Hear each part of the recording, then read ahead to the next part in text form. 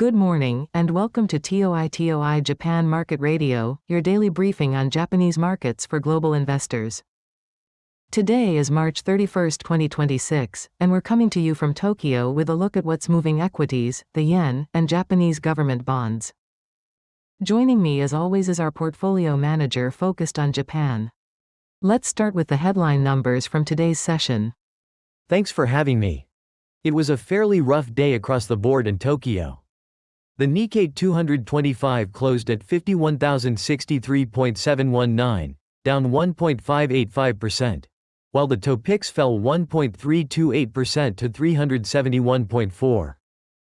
Smaller caps took a bigger hit, with the Mothers Index dropping 2.596% to 2,251.00, and J-Rights also slipped 0.846% to 1875.5. On the currency side, the dollar-yen pair traded at 159.393, down 0.525%, so we saw some mild yen strength today.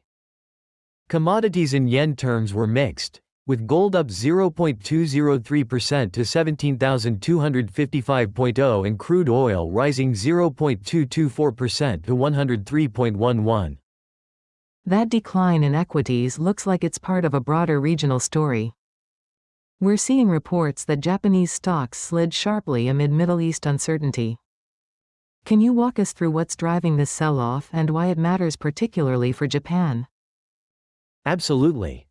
The core issue here is that geopolitical tensions in the Middle East have reignited inflation concerns across Asia, and that's putting pressure on equity markets region-wide. In fact, Asian stocks have now wiped out all the gains they accumulated year-to-date in 2026. For Japan specifically, this matters on multiple fronts. First, Japan is a resource-poor nation that imports roughly 90% of its oil, with significant volumes coming from the Middle East. Any supply disruptions from conflict in that region directly threaten Japan's inflation trajectory, which complicates the Bank of Japan's ongoing efforts to normalize policy. Second, there's the export competitiveness angle. Renewed inflation worries typically trigger safe haven demand for the yen, and a stronger yen erodes profitability for Japanese manufacturers. Third, Japan's post-deflationary recovery remains quite fragile and sensitive to external shocks. If inflation pressures intensify, the BOJ might be forced to accelerate tightening earlier than markets have priced in, and that uncertainty is weighing on sentiment.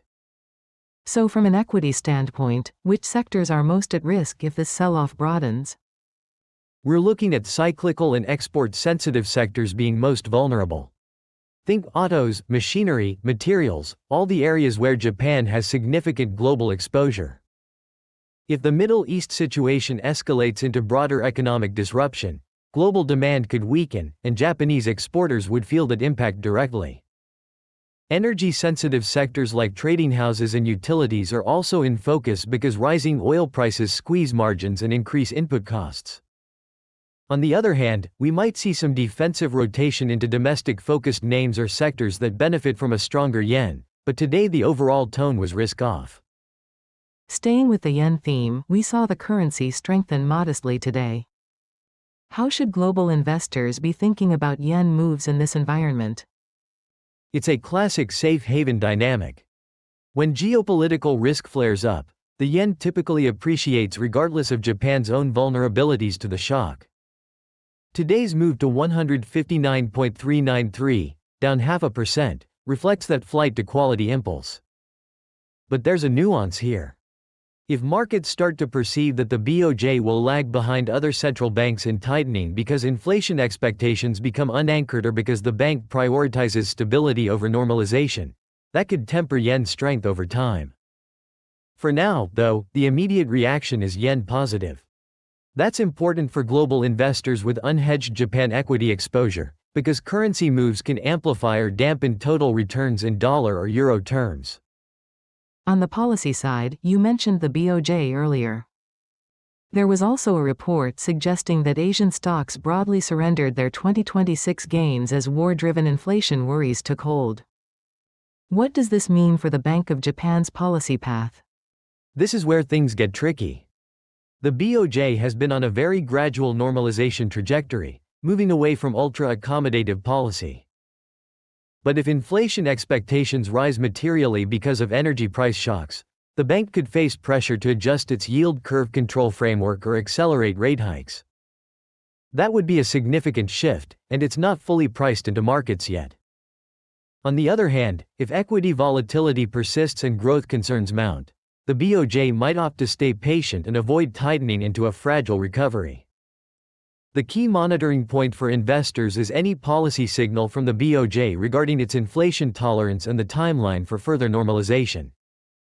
We're watching BOJ communications very closely in the coming weeks. Shifting back to equities for a moment, there was an interesting cross-current in overnight trading. U.S. stock futures actually rose following reports of remarks by former President Trump regarding war-related matters. How does that sentiment shift play into the Japan story? That's a good catch. U.S. equity futures strength can lift global risk appetite, which would typically support Japanese equities and capital flows into the region. If U.S. futures translate into actual cash market gains when Wall Street opens, that could provide a tailwind for the next Tokyo session. There are a few channels to consider. First, rising U.S. yields or equity strength can weaken the yen through carry trade dynamics, which would benefit Japanese exporters by improving their competitiveness. Second, Japanese tech and semiconductor exporters have high correlation with U.S. equity performance, so synchronized rallies tend to amplify gains in those sectors. Third, from a BOJ perspective, if geopolitical stability improves or risk sentiment recovers, that could give the bank more room to normalize policy without triggering market stress. So the interplay between U.S. futures and Japan equities is something to watch closely as we head into the next session. And what about Japanese government bonds in this mix? We saw equity selling today, so presumably there was some flight to quality flow. Exactly. JGB yields likely faced downward pressure today as investors rotated into safer assets. Flight to quality flows support demand for Japanese government bonds, pushing yields lower across the curve. That said, if inflation expectations do rise materially because of sustained energy price increases, we could see upward pressure on yields over the medium term, especially if the BOJ is forced to adjust its policy stance.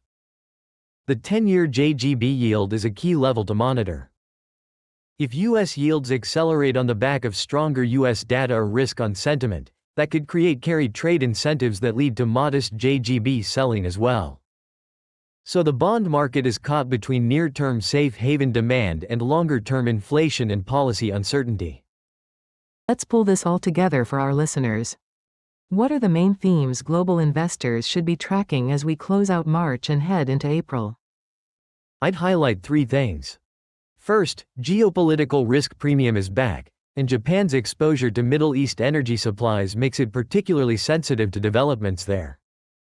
Watch oil prices and any escalation or de-escalation in the region. Second, the yen is in play. Safe haven flows are supporting the currency, but the BOJ's policy path and relative rate differentials with the US will drive the medium-term trend.